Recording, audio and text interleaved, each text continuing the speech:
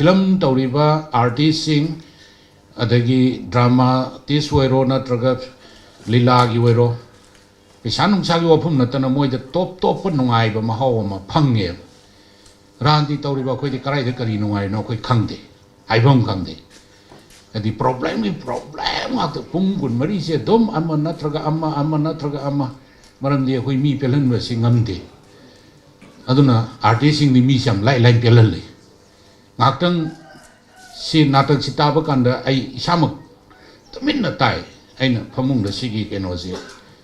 All India Radio gi keno si lakwa kanda ay ngun angak pa pun sige mahawa ma pangye aduna si pibang ambay si si neba ako'y di am choktok sa ningay wari si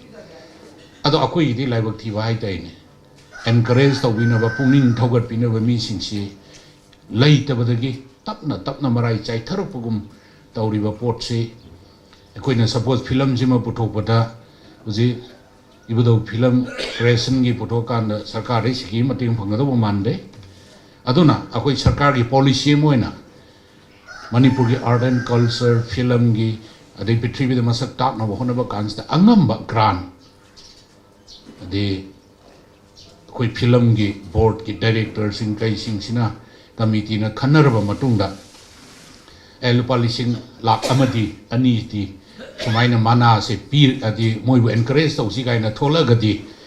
adi film putok ba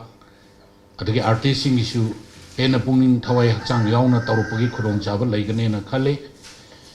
adona akoi Manipur da sports art and culture na Manipur sak tae di randi tolba khoi de tom haiba aduga thabak oina di support si tau to bidab encourage to bidab chinda tom hairaga laiba aduga asing bati taksu tae